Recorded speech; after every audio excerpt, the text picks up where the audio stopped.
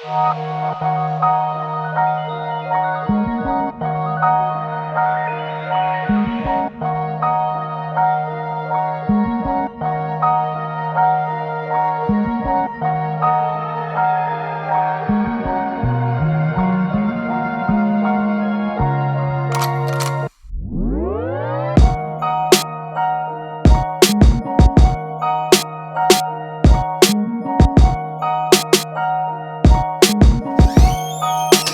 on the set, quiet on the set.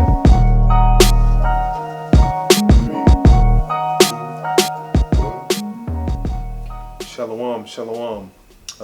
Welcome back to another edition of Ask an Elder. And for this brother, we might have to throw on barbecue connoisseur. Not expert, but connoisseur. Brother, introduce yourself. Let us know who you are to Israel. Tell them the truth. Yeah, my name is Zaaqan, Banya Sharala. Been in the truth since 1989. Came through One West, through Brooklyn. With also the same elders that's still around today, with the House of David, like Barak, Ben and Ash. Came through, had our own school, then came through, made up a camp called the Sons of Thunder. And here we are today, here in 2019. And at the same time also, we've actually got a unit, okay, and actually we put together a government called the Mashra Yasharal, and I'm pretty sure that the brother, he's going to get into that a little bit later in 2019. Yeah, we're definitely going to get into that, but we want to speak more so about, we understand that just in terms of history, you're an author. Tell us a little bit about what made you want to become an author in the first place. Rewriting history, that's number one. You have a lot of different authors out there.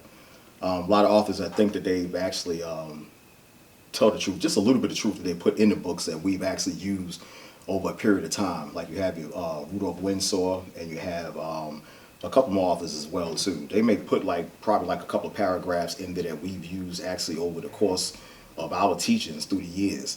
But never put the full truth in there. I don't know whether they're scared. I don't know whether they're just unlearned. But I felt that the Most High put the Spirit on me to actually collaborate and collect, from all the books that I have and from what I've learned and what the Spirit has taught me, to put it in books, for our learning and for edification of different camps. And that's a very valid point because as you continue on in the truth, you might pick up different books, but then you said that the Most High put the Spirit on you to write a series of books. So how many books have you written? You don't have to go into the detail in terms of how extensive they go, in which coincides with your experience and knowledge in this truth. But how many books have you written and why? 6 to be exact. The first book that I've actually written was called Not Just a Coincidence. And what that book pretty much details is from the beginning in the breakdown of Esau and Jacob, how that, the so-called Negroes became to existence along with the so-called white man. It goes from Genesis pretty much, and it goes through the history and the curses that have actually befell our people. I think that's very important. From the first book that I wrote to the second book that I wrote, 500 Years of Deception as well, too, telling you about the 1400s, the Renaissance period, which tells you and give you in detail how the so-called white man is actually masquerading. He's actually deceived the whole world with paintings, okay, and how he actually pretty much just deceived and how he pretty much changed the pictures of the dark images over to the white images. Okay, and that happened actually after the 1400s, where they had painters, Leonardo da Vinci, Michelangelo, and those guys like that. Prior to the 1400s, you didn't have any white paintings, okay, as far as the Roman Empire. And pretty much when the Romans came into power up under Romulus and Remus, they was actually weaned by a she-wolf. And all of that's in my second book, as far as that's the reason why you have Europeans that that's so cultivated and they're so close to dogs today. That goes all the way back to the Roman Empire, with Romulus and Remus. They was weaned by a she-wolf as far as the flood of near the Tigris River. Okay, and with that being said, it sounds like you go a little bit further potentially in terms of what Rudolph may have went through in terms of giving that brief history from what you've learned and what you know. Give the names of your books and where can Israel find those copies? Yeah, the first book, actually, they can all be found on Amazon.com. They can also be found on ebooks, or you can just email me, Zaaqan, Zaaqan, at yahoo.com. The first book is called Not Just Coincidence. It goes into a brief history as far as like, how did we come over to America? How did we befall the curses? Why are we in the conditions that we are in today? The second book is called 500 Years of American Deception. It goes into how were we deceived as far as like the white images, and how far did the so-called white man actually went into a deep synopsis on white supremacy.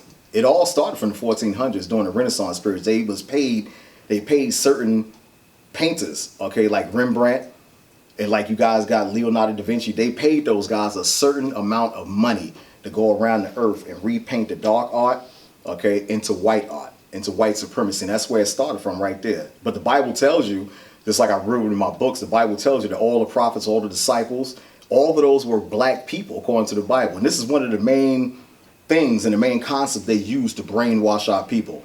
And this is one of the books that I have right here. It's called The Greatest Show on Earth. It's called The Destruction of a Chosen Nation.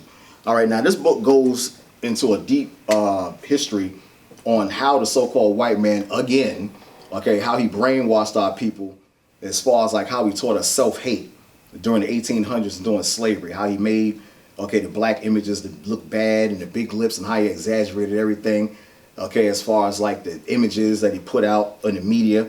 And also at the same time also, it shows you how today, even in society, how you got pastors and preachers, okay, you got mixed marriage couples, and how you have pastors out here that's deceiving our people as well too. All of this is for self-hate.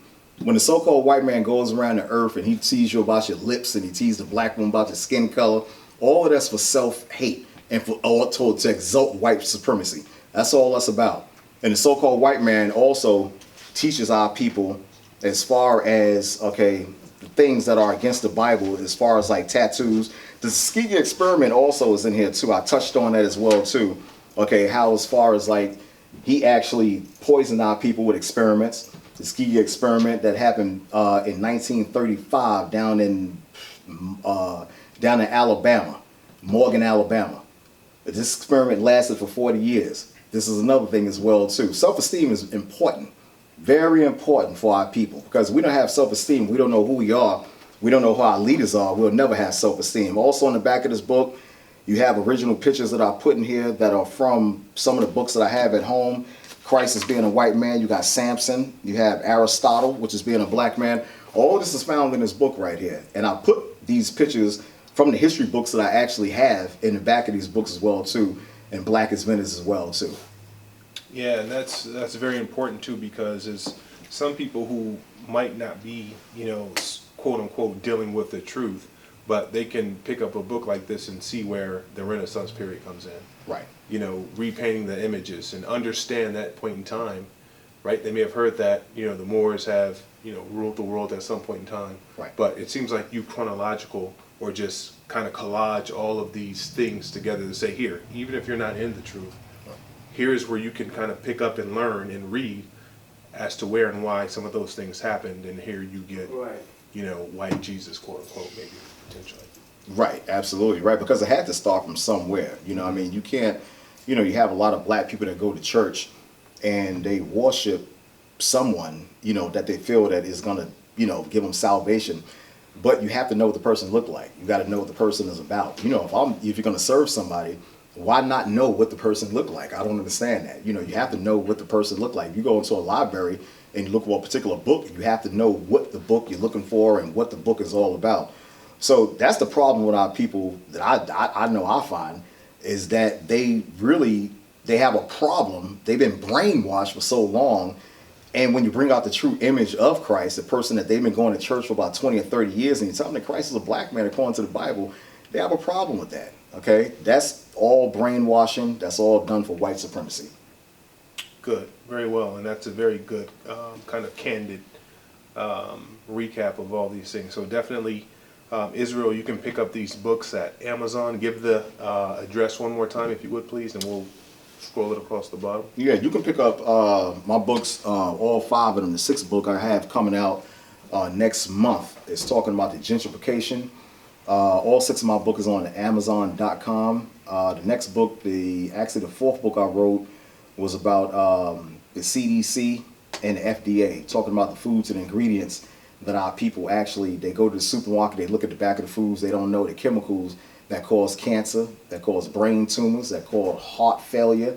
And these are all the tactics that the so-called white man actually puts in front of us, okay, so that we can unplug ourselves from the Heavenly Father. As long as our people go to the store, they don't return themselves to the Heavenly Father, go to the store and buy the bad foods, and the so-called white man making money off it for the FDA and the CDC, that all unplugs us from the Heavenly Father, okay, the foods, okay. Now, the last book that I have wrote actually was called The Holiday Hustle. So in that book, I actually broke down the calendar, what the holidays mean, and why they don't have any relevance to the Bible, such as Thanksgiving. That was one of the most murderous days on the calendar, okay, 4th of July, another murderous day, Mother's Day, Father's Day, all right. All of these days that the so-called white man has promoted on the calendar has nothing to do with the Bible. And all 5 of these books, they can be found on Amazon.com. You can type in on Amazon FRANK Frank Zaaqan ZAAQAN JRDAN.